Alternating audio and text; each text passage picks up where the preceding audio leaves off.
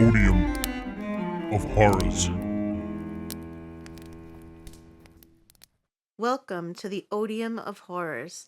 Tonight's story is called Flush, and it's about a man named Jeremy who found himself in an unusual situation in the most usual of places. I can't believe it took over an hour to get here. Damn traffic seems to be getting worse by the day. Too many people on this godforsaken planet. How is Wally so packed today anyways?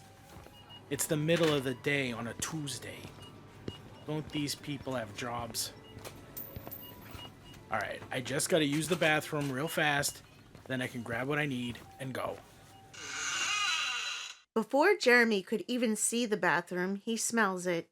The pungent smell of piss is overwhelming.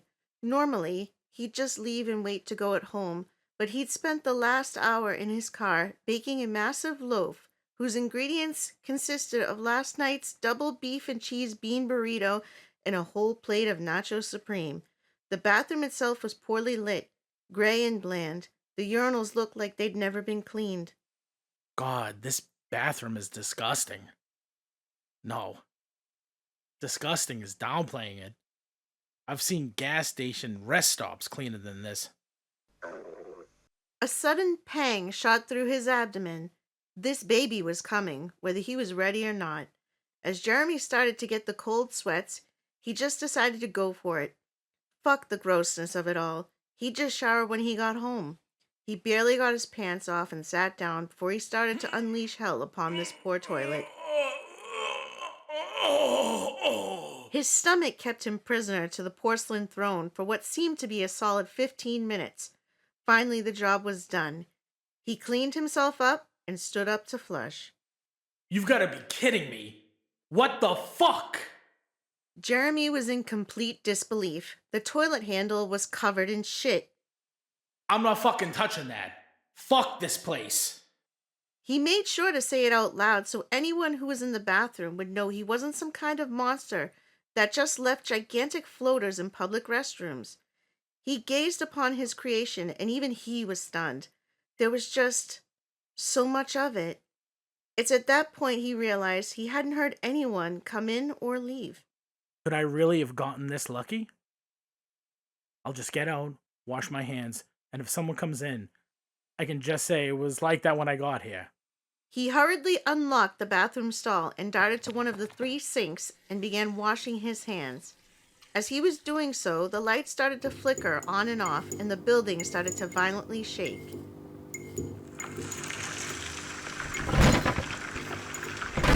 An earthquake? No. No way, not in Massachusetts. He could hear loud crashing sounds as if the roof was caving in. A plume of dust shot out from underneath the bathroom door. He ran to go open it to call for someone, anyone, but the door wouldn't open. Something big was against the door. It's at this point Jeremy started to panic. Help! I'm stuck in here! Hello? Jeremy listened and noticed he didn't hear anyone. In fact, it was dead silent.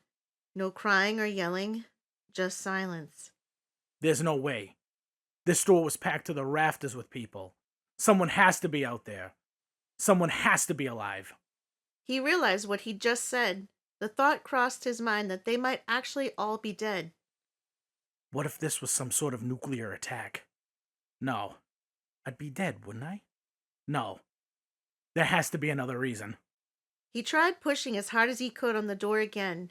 It wouldn't even budge a crack. Not even enough for him to get a peek at what had happened or what was against the door. He got down on all fours to try to glance under the door. The floor was just as sticky and grimy as it looked, but all he could see was blackness. Oh my god. How about you use your phone, jackass? He went to go reach in his pocket for his cell phone, and his heart sunk. He'd left it in the center console of his car. He knew he'd forgotten it on the way in, but was only supposed to be in here 5 minutes tops. Of all the days I had to be lazy. Nothing I can do but wait a little bit. Someone has to come. Jeremy got up off the floor and went to go wash his hands. He flicked the knobs on, but nothing came out, not even the gurgling of water. Panicked, he checked the other two sinks. No water. Great. Can this day possibly get any worse? He pulled his travel-sized bottle of hand sanitizer out of his pocket. If the pandemic had taught him anything, it was to always have some on you. He used a few squirts and at least took some small comfort in knowing his hands were clean. The air in the bathroom was muggy, more so than before. Plus, it smelled like shit. He decided to take his t-shirt off and use it as something to sit on next to the door. That way he could listen for anyone else to come save him. Leaning his head back against the gray tiled wall, he closed his eyes and just listened to the nothingness. At some point, he fell asleep, only to be startled awake by a voice. Hello? Hello, who's out there? Jeremy yelled as he shot up and started pounding on the door. I'm in here. Hello? I'm stuck in the men's bathroom. He was banging on the door until something stopped him dead in his tracks and his blood went cold. Jeremy shot around instinctively, putting his hands out as if to stop someone that wasn't there. Wait. Okay. I'm not hearing things. Someone is in here. But how? I'd have noticed. He knelt down to look under the stalls. No legs. Something in him was afraid, like when you're a kid and a stranger is trying a little too hard to be friendly with you. He didn't want to talk, but he knew that whoever was in there already knew he was here.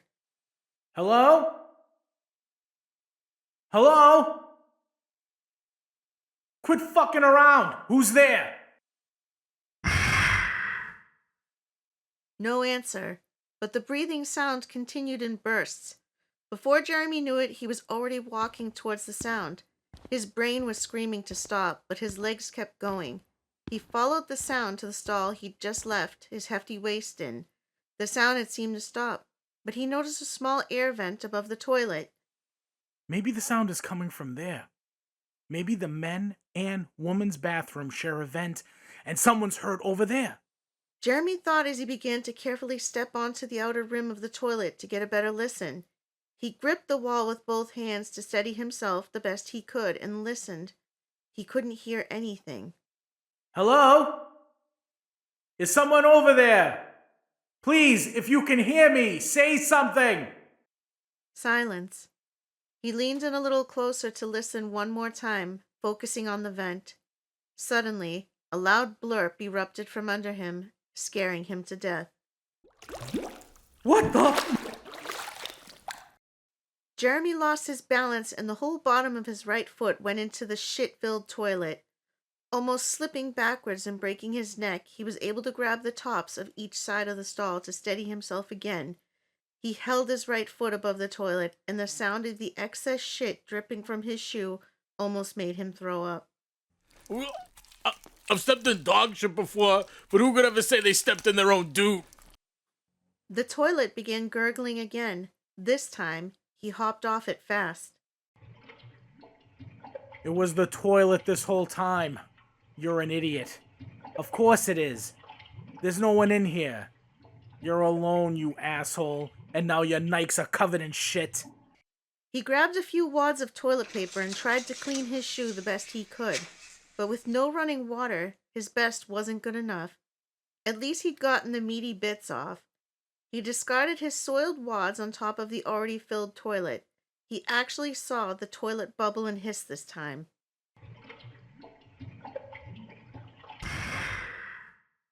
That's funny. Why is this the only toilet making sounds? He grabbed another wad of toilet paper and went to go flush what had now become the bane of his existence. The handle pushed down and nothing. He went to the next stall and checked that toilet.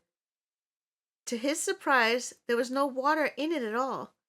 He went to go flush and that too was fruitless. He checked the final stall and it was the same deal. Ugh! I don't get it. What's going on here? Someone get me out of here! Jeremy was screaming at the top of his lungs. He violently kept kicking the stall door. He wasn't an expert on survival, but he knew water was pretty important. To make matters worse, the room was warm and humid. There didn't seem to be any fresh air getting in.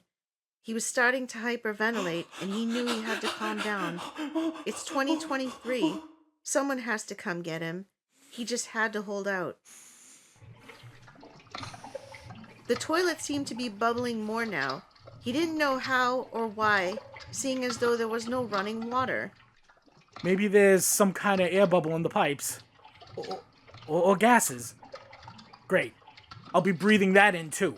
Add that to my fucked up list of unbelievable problems. Defeated, Jeremy sat back down on his shirt and leaned against the wall. His stomach grumbled. Oh yeah, that's right. I skipped breakfast. He closed his eyes once more and just let his mind drift, but this time couldn't fall asleep. He started thinking of the very real possibility that he could die in here. A list of all the people he'd never get to say goodbye to. People who he'd wish he'd been a little nicer to. Or his mom. Did she know how much he really loved her? He'd always been so hard on his mother. And there it was. The thought of his mother pushed him over the edge. Tears streamed down his face. He tried to hold it in. He was so used to doing that when he cried. But even this was too much for his pride. He started bawling, loud and uncontrollably. This went on for several minutes. Aww, look at that. Crying like a little bitch already. Pathetic. Jeremy was breathing heavily from all the crying, but now he was terrified. That was no air bubble. That was someone speaking directly to him. He got up again. He sniffed in to clear his nose. Who's there?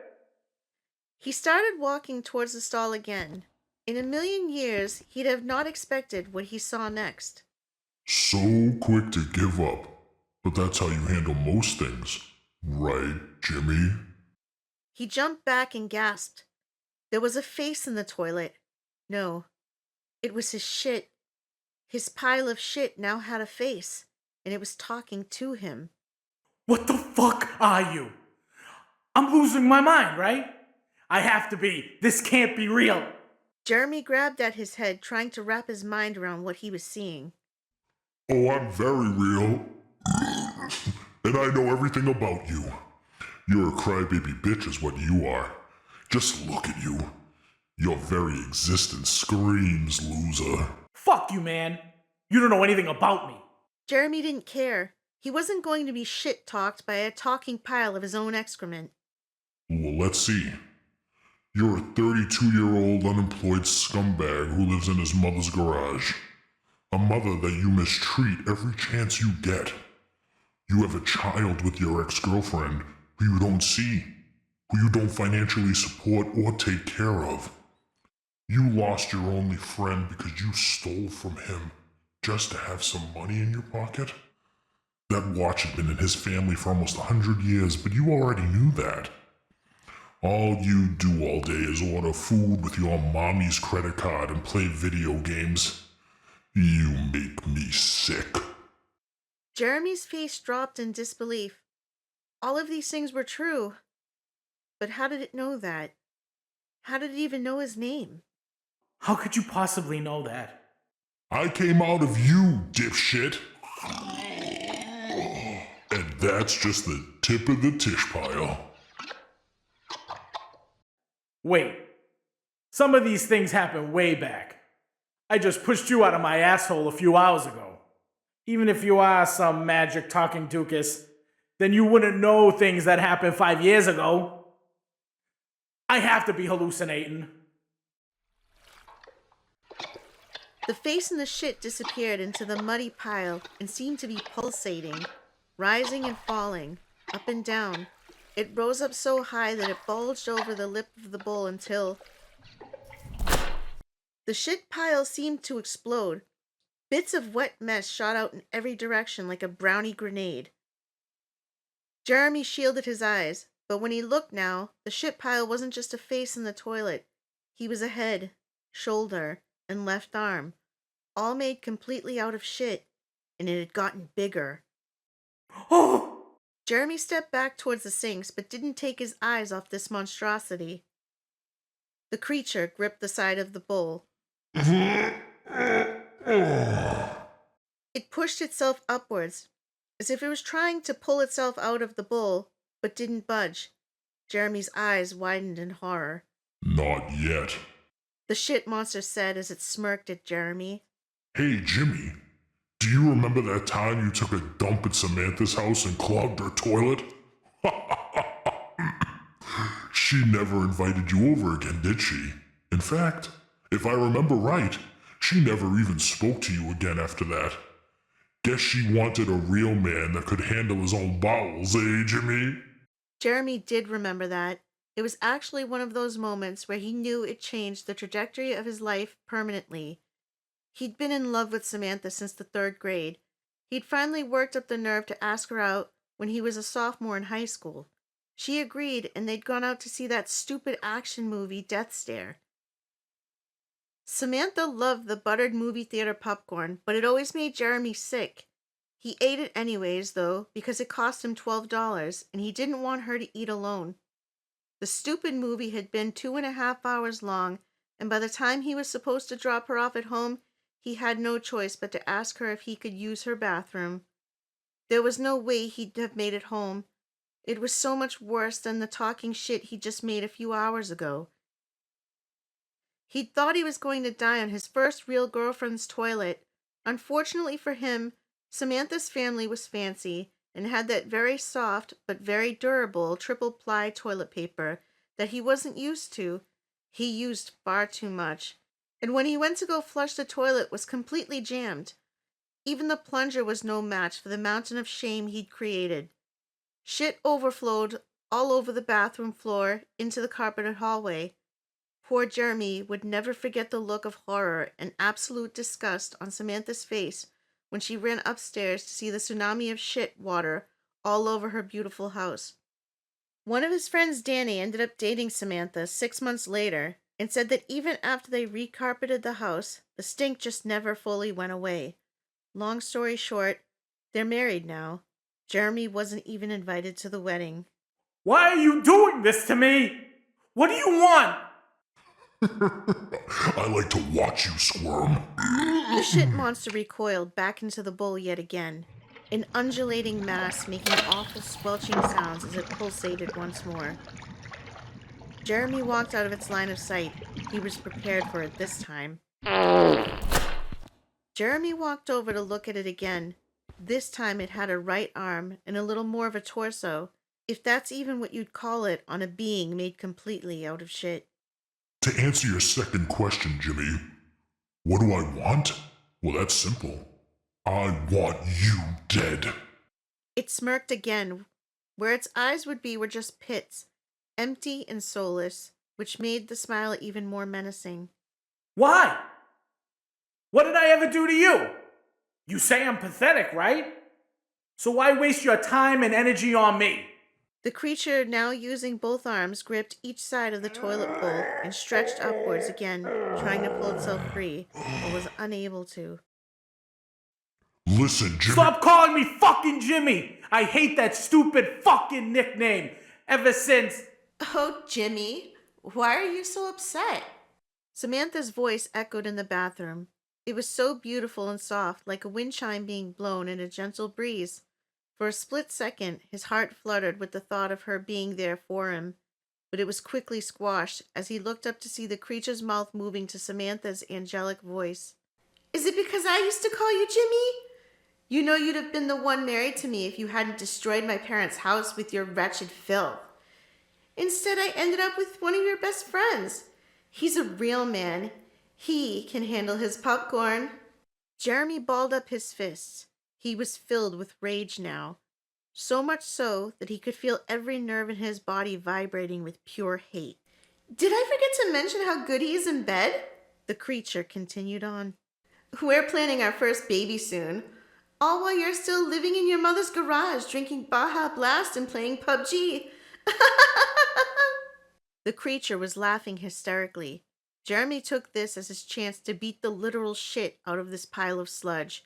He walked up to the creature and pulled his right arm back, preparing for the hardest punch he'd ever thrown. As he let it fly straight for the creature's head, he felt something wet but hard grip around his wrist. Let go of me, you son of a bitch! As its laughing got louder, its grip on Jeremy's wrist got tighter. Jeremy tried wiggling out of its grasp, but the creature held him firmly in place. This thing was strong and there was some girth to it. It pulled Jeremy closer to its face. "What's wrong, Jimmy? Am I hurting you?" The creature squeezed Jeremy's wrist even harder. His hand was going purple. "Here, let me kiss it and make it better," the creature said as it opened its mouth.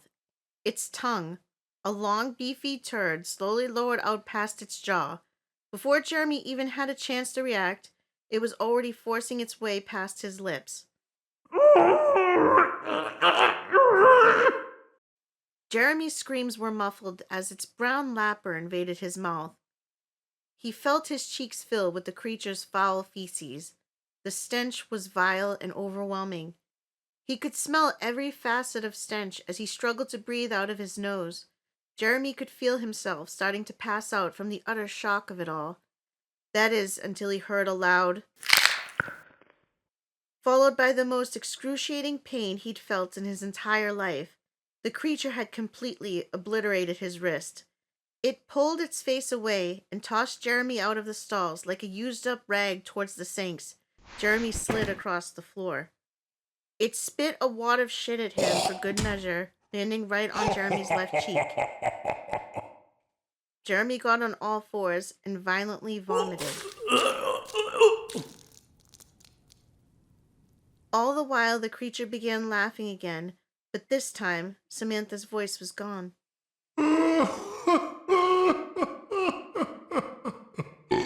Good thing she dropped your ass. You're a shitty kisser, Jimmy. Jeremy peered up at the creature through tear-filled eyes. Breathing heavily, all he could do was look at it.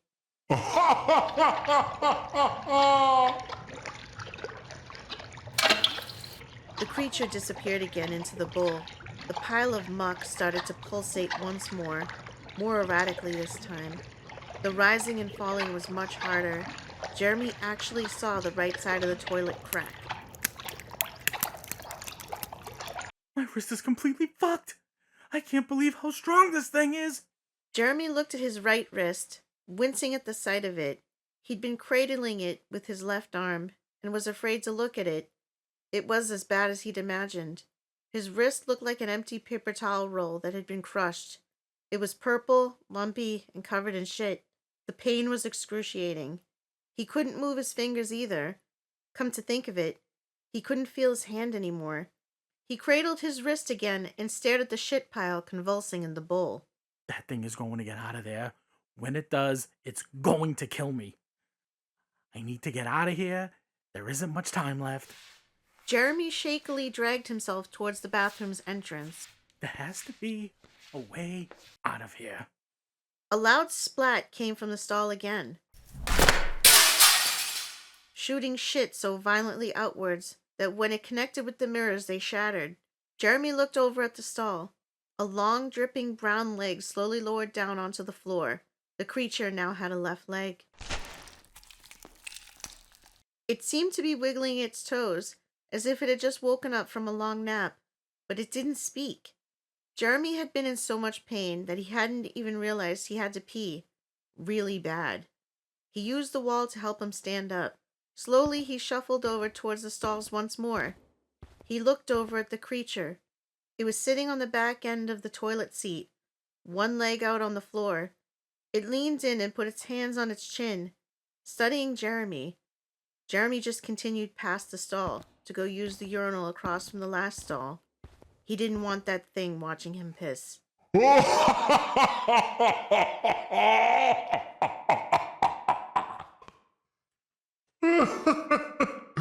are you going, dickless? Maybe it was the unbearable pain, or maybe it was that thing's laugh tearing through him, but Jeremy decided he'd had enough.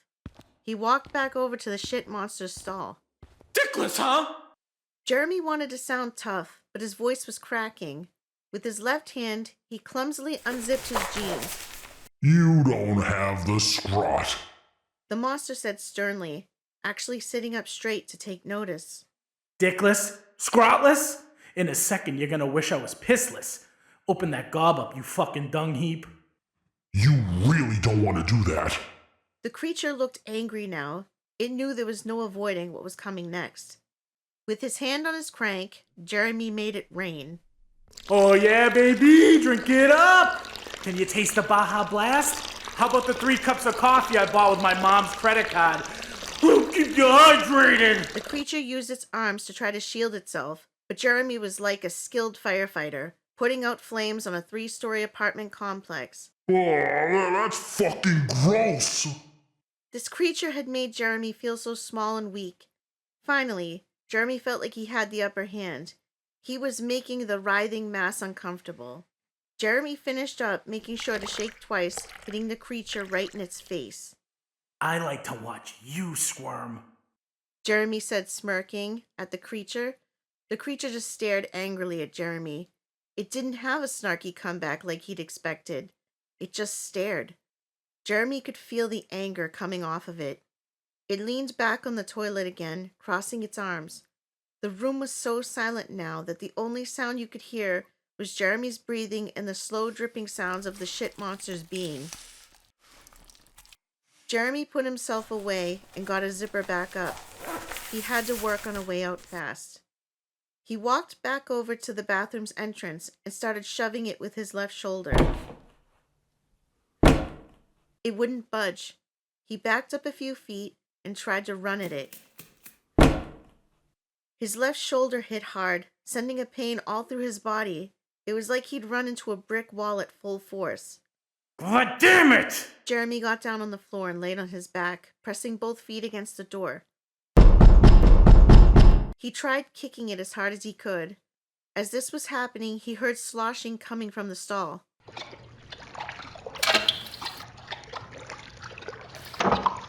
He got up fast to check on that goopy fuck. No, it's too soon. I need more time. The shit monster was already back in his pile, pulsating rapidly. Jeremy knew this was it. The porcelain could be heard breaking and falling onto the floor. He looked around for anything to protect himself. There was nothing. He ran back to the door and was using every bit of strength he had left now. This was life or death. The sound of large chunks of porcelain hitting the floor stopped him. He looked back around to see 2 brown legs now. The right foot had a wad of toilet paper stuck to its gooey heel. The creature tried shaking it off, but it stayed stuck. It then scraped its heel on the broken remains of the bowl to get it off, like it stepped in dog mess. Jimmy! Its voice was different now, more horrifying than before. Jeremy started to panic. The creature started to walk slowly, its shitty wet feet making a slapping sound on the bathroom tile. As the creature rounded the stall and came into full view, Jeremy was stunned at its staggering height. It was about 7.5 feet tall. Though its frame was a dripping brown mess, you could see it was strong. Jeremy just stood there frozen. As the creature took another step closer, the lights began to flicker again. The faint sound of people came from the other side of the entrance. Jeremy didn't know how or why, but he knew if he opened that door, things would be back to normal. His eyes locked with the creature's, and at that moment it knew what he was thinking. Jeremy started to dart for the door but was stopped. His right foot was stuck. What? He looked down and the shit remnants that had been stuck to his shoe earlier were wrapped around his ankle and clinging to the floor. Help! Jeremy screamed at the top of his lungs. Oh, no, you don't. The creature walked faster now. Facing the door, Jeremy leaned towards it and screamed again. Help! Someone help me, please! The creature gripped Jeremy's left shoulder with an inhuman amount of strength, pressing Jeremy's face against the door. Jeremy couldn't move. The creature leaned in and whispered in his ear. I've had a wonderful time chatting with you, Jeremy. Jeremy was taken aback by the creature calling him by his actual name for the first time. It's at this moment Jeremy was terrified to his core. No, please, I don't want to die. Why is it you all say that? I don't want to die. When you weren't even living to begin with. Your existence is the definition of pathetic. You get that everyone in your sorry excuse for a life pities you. I want you to know something, Jeremy. I'm going to enjoy going home. Jeremy, now confused, his eyes frantically moving left to right, trying to look back at the creature. Well, what does that even mean?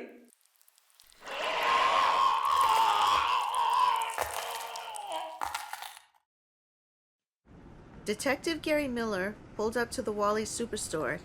He'd gotten the call that something foul had gone down in the men's bathroom. God, it's always a sniff at the end of the day. Angie's gonna kill me. He walked past the police tape where he was met by Officer Daniels. So, what do we got here? Detective Miller asked. Jesus, Miller. I can't even begin to tell you. It's one of those you gotta see it to believe it kind of things. It even disturbed the coroner, and that guy's seen it all. Were there any witnesses? No, no one saw it, but I have the guy who found him. Officer Daniels pointed over at a terrified-looking man sitting on a blue plastic chair covered in a thermal blanket. Now, I have to warn you, he's pretty messed up over it. Go easy on him, okay? Detective Miller approached the man. Hello, sir. I'm Detective Miller. I'm here to ask you a few questions. First off, what's your name, sir? The man was shaking despite being in a blanket. He began to mutter something softly.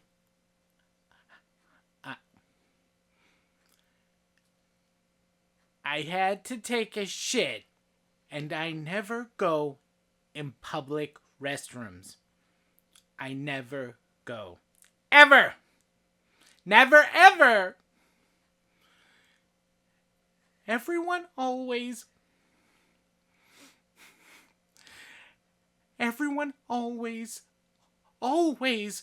makes fun of me, but I had to go. You see, my belly hurt, and I couldn't hold it. You see, oh God, I had to take a shit. Detective Miller half smiled and looked around the room, as if this was a joke someone was playing on him, but the man continued on. It smelled so bad in there. It was awful. I almost turned around. I should have turned around. But I almost shit my pants. I had to go so bad. I never go into public bathrooms. Ever. Never. Never, ever, ever. People make fun of me. I went into the stall. The man's eyes widened and he became incoherent. He started to blubber and cry.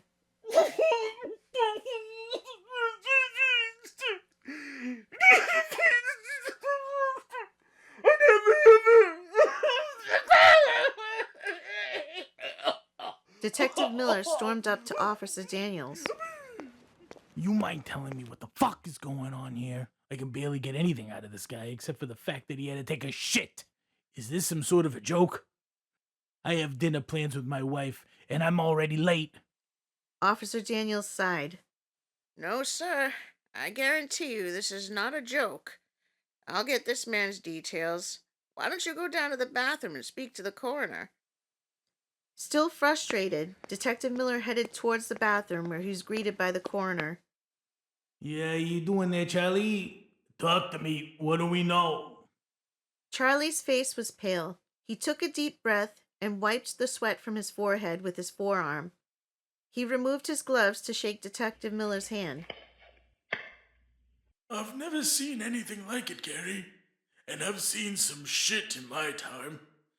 Take a look for yourself. It's a real shit show. He's in the first stall. Detective Miller walked towards the stall, noticing all of the broken mirrors covered in brown crud. It was all over the floor, too. The smell held his snout hostage. He looked into the first stall to see a scene that was so horrific that his brain couldn't process what he was looking at. He turned to Charlie. Is that? Charlie nodded. Yup, shit. It's coming out of every orifice that the human body has. It's unbelievable, really. A real scientific anomaly. It appears that human fecal matter has completely filled his body. He's literally bursting at the seams with scat. Detective Miller's eyes widened in utter confusion. Do we have an ID? His ID was in his wallet, in his back pocket. His back pocket, Gary. Let me tell you, that was no picnic to get. But yes, his name is Jeremy Rivers. He's 32 years old and lives over on Maple. Well, lived. And now his eyes are resting in a puddle of urine. They're just completely popped out of his head. These are just my preliminary findings.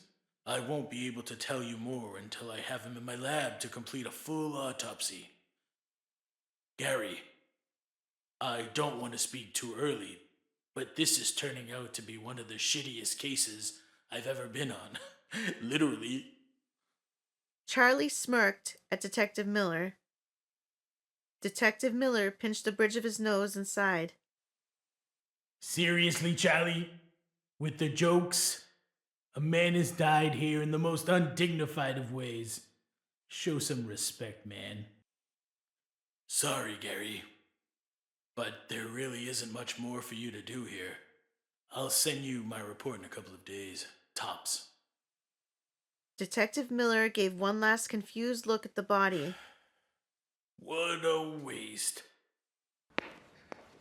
He walked back out to Officer Daniels. Did you get everything we need out of this guy? Yes, sir. Detective Miller nodded. Very good. The coroner will send me his report in a couple of days. You've got this guy's info. Just send me whatever relevant information you have. I'm going to go have dinner with my wife. Have a good night, Daniels. You too, sir. Tell Angie I said hi.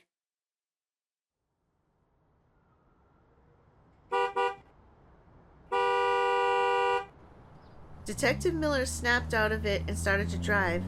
He just couldn't get the image of the poor man out of his head. Who knows how long he'd been sitting at that green light? He pulled up to his driveway. He couldn't help but think how much he needed this break from the insanity of his job.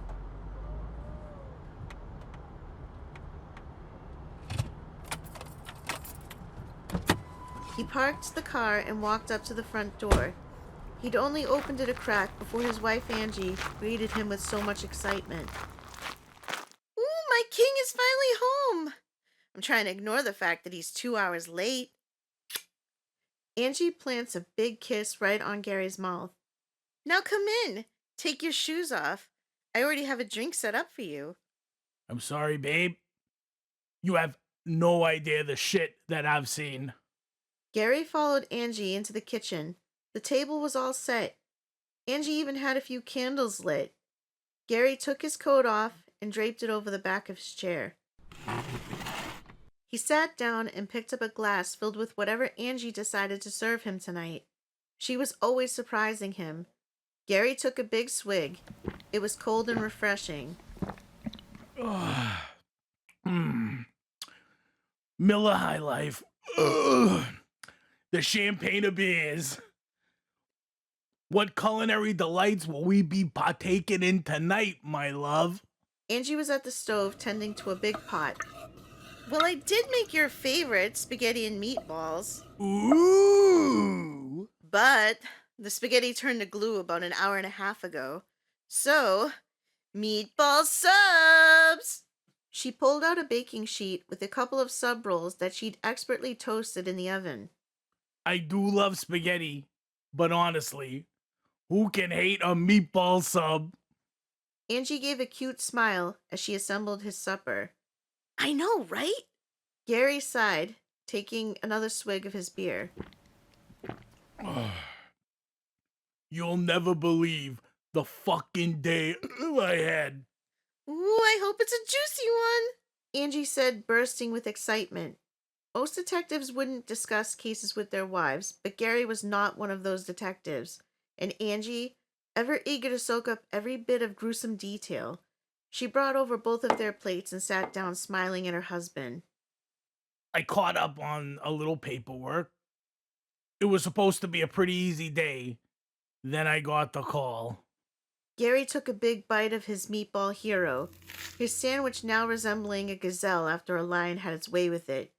Angie was listening intently. I was told to go to the Wally Superstore of all places. You know, the Wally's where the homeless guy cleans your window for you when the light turns red. Oh, I feel so bad for that poor man, but I have to be honest with you. He scares the hell out of me. I always tell him no thank you, and he cleans it anyway. And I'm pretty sure his spray bottle is filled with piss. My window's never clean. Gary let out a laugh. Angie always told it how it was. That's what he loved about her. So I'm called into the Wally's bathroom. The bathroom? Oh my God, was something put in someone's bum again? Gary waved his hands to push the memory out of his mind. God, no. Sadly, I would have preferred that. They found this guy sitting on the toilet oozing with shit. Oh, was it one of those butt worms? Like a parasite? I saw something about that on TV. Or dehydration? Like shit all his fluids out. Gary shook his head once more and had to put his sandwich down for this one. Angie's eyebrows raised. She knew that if he was putting down his hoagie to tell her the news, it was bad. No, sweetheart. Not a buttworm. God, I don't even know how to say this. But he had feces coming out of every single hole in his body. Like the man was literally bursting with shit. His eyes, his nose, his ears, his prick. I don't know. I don't even know how something like that could even happen. How is it even possible? The toilet seat was destroyed along with all the mirrors, shit everywhere. I just can't wrap my head around it. Charlie's supposed to get back to me in a couple days with a full workup of the guy. Can't say I envy him. I don't think I'll ever forget that smell. It was like the Porta John by the end of the day at a chili eating contest in July. Angie was usually very talkative when Gary brought her these things, but this time she just sat there with her mouth hanging open in utter disbelief. Wait, so... And I can't be completely sure, but it appeared that his wrist had been completely pulverized. Like someone squeezed a full tube of toothpaste. But like I said, I won't know more until I get Charlie's report. Gary took a deep breath and picked his sandwich back up.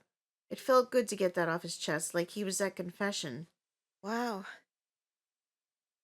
What a shitty way to go. They looked at each other. Gary smiled at Angie. Realizing what she had just said, they started laughing.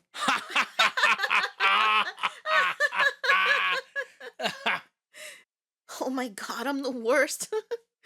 Would you like some Parmesan for your sandwich, baby? She was already up, heading towards the fridge. Gary nodded yes. She had the fridge door open and was digging around for the Parmesan when she stopped and stood up straight. You all right, baby? Angie looked over at him with a serious look on her face. You said he had shit coming out of every hole? Gary looked confused. Yeah, why? I think I heard something that can help your case. Gary leaned inwards, intently putting his elbows on the table. Oh my God, Angela! Gary waved his hands over his nose to push Angie's stink away. They both laughed as she passed him the Parmesan. You solved it. You can put that turd to bed.